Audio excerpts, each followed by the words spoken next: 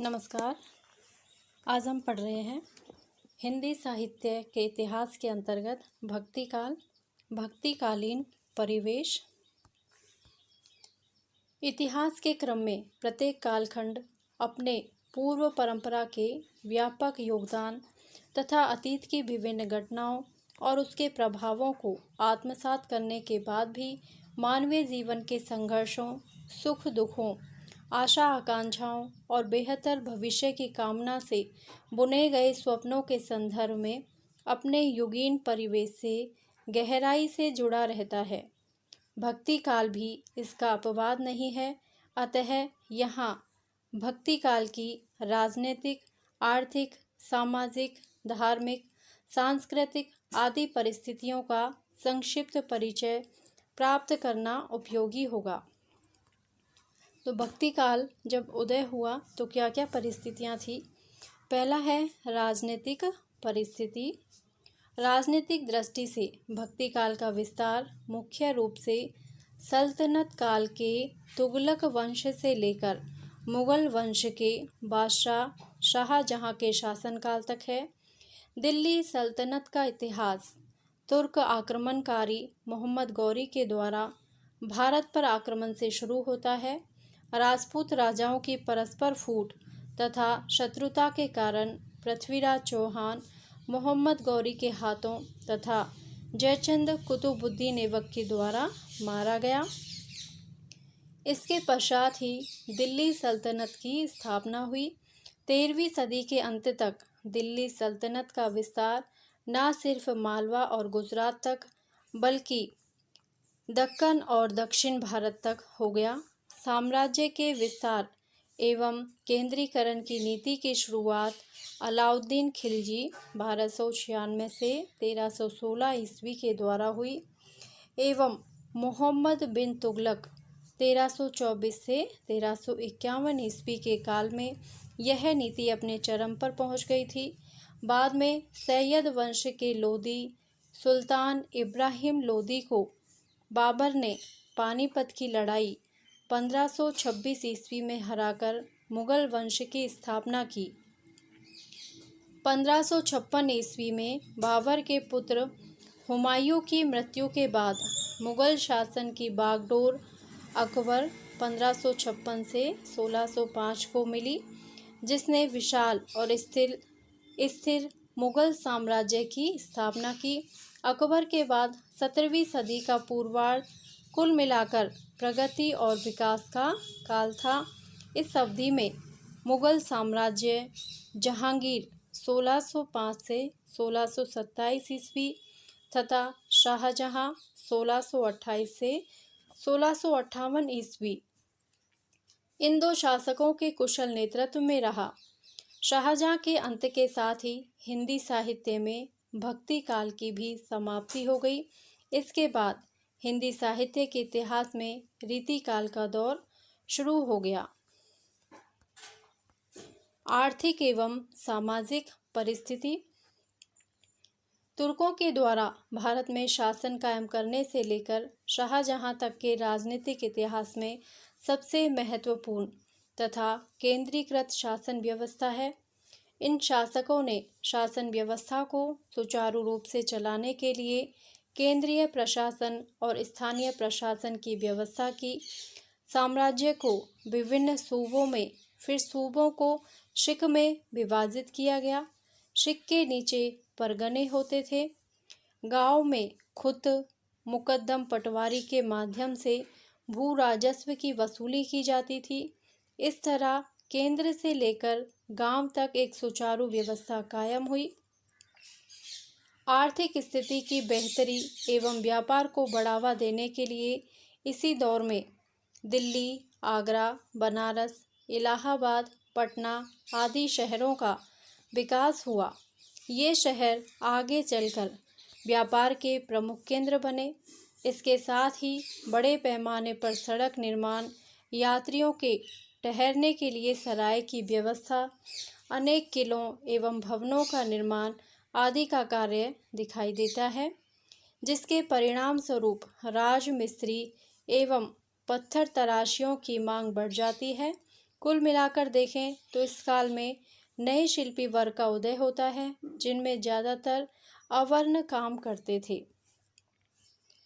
आर्थिक स्थिति बेहतर होने पर उनमें सामाजिक मर्यादा की स्वीकृति की भावना पैदा हुई।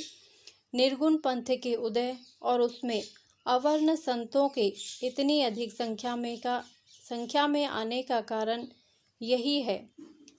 भक्ति काल आने तक वर्ण व्यवस्था यद्यपि चरमराने लगी थी, फिर भी उसका प्रभाव काफ़ी था।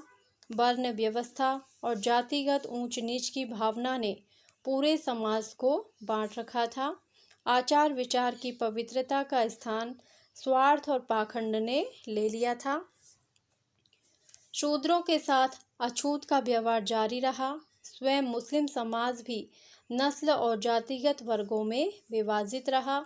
मुसलमानों में श्रेष्ठता की भावना, पारस्परिक विवाहों का धार्मिक निषेध और एक साथ बैठकर भोजन न करने के कारण हिंदुओं और मुसलमानों के बीच सामाजिक मेल मिलाप अधिक नहीं था।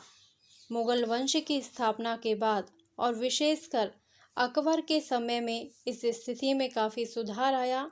दूसरी ओर ग्रामीण समाज एवं किसानों की स्थिति काफ़ी दयनीय थी। बार बार उन्हें अकाल का सामना करना पड़ता था।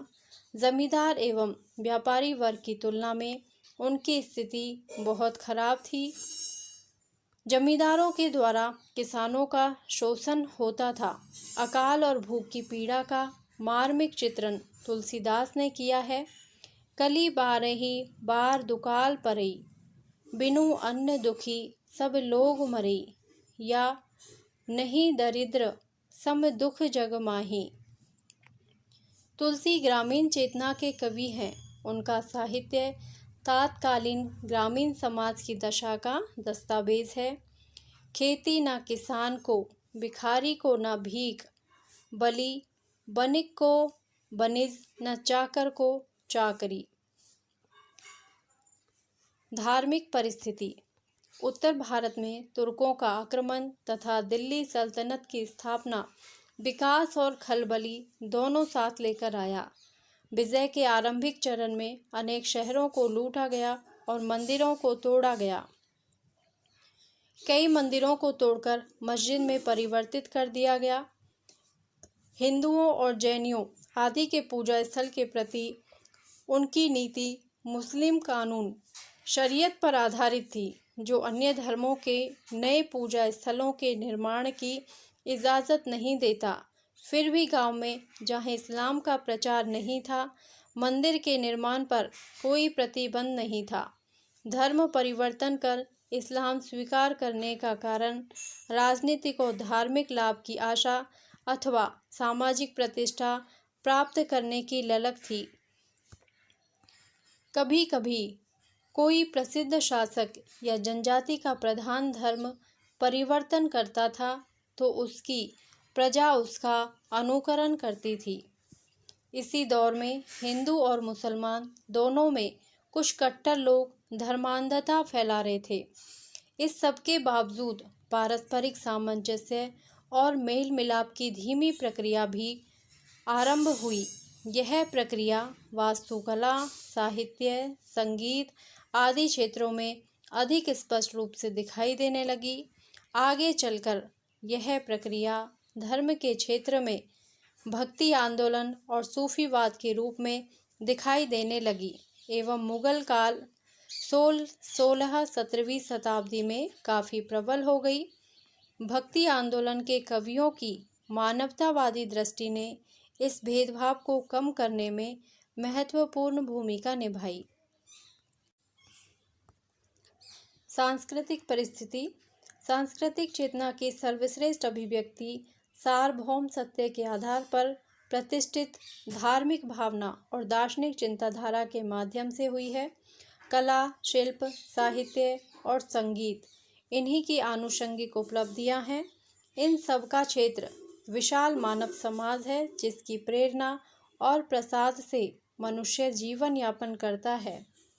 भारतीय जीवन में समय समय पर विदेशी और विजातीय तत्वों के आते रहने के कारण परस्पर संघात होते रहे हैं, परंतु इन्हीं से होकर ऐसी जीवनी शक्ति का संचार भी होता रहा कि हम डूबते डूबते भी उबरते चले आए हैं, निष्प्रभ या निस्तेज न होकर नवजीवन की अरुणिमा से महिमा मंडित होते रहे हैं।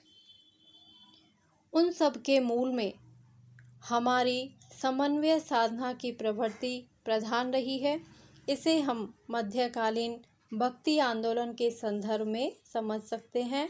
इस दौर में हिंदू समाज शास्त्रीय विधान और पौराणिक विश्वासों को साथ लेकर जी रहा था।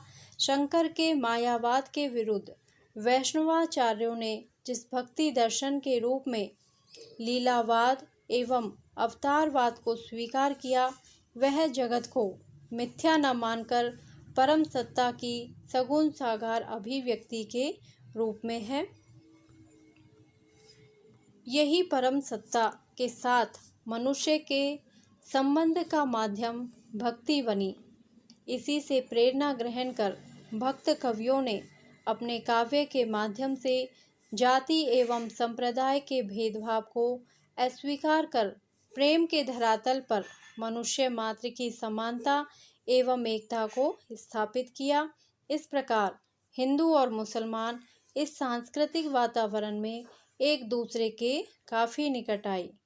भक्ति का प्रभाव मध्यकाल की सभी सांस्कृतिक गतिविधियों में देखा जा सकता है। इस काल के संगीतकार प्राय भक्त भी हैं, जैसे स्वामी हरिदास। मूर्ति, चित्र, नृत्य सभी का विषय प्रधानतः भक्ति या भक्त है। विभिन्न कलाओं में राधा कृष्ण की लीलाएं अधिक लोकप्रिय हैं। रामलीला भी अत्यंत लोकप्रिय है। कह सकते हैं कि जिस प्रकार हिंदी साहित्य का भक्ति काव्य है, वैसे ही अन्य कलाओं के इतिहास का भी भक्ति काल होगा। धन्यवाद। यदि आपको यह वीडियो अच्छा लगा हो तो प्लीज़ मेरे वीडियो को लाइक करें, शेयर करें और मेरे चैनल को सब्सक्राइब करें। Thank you.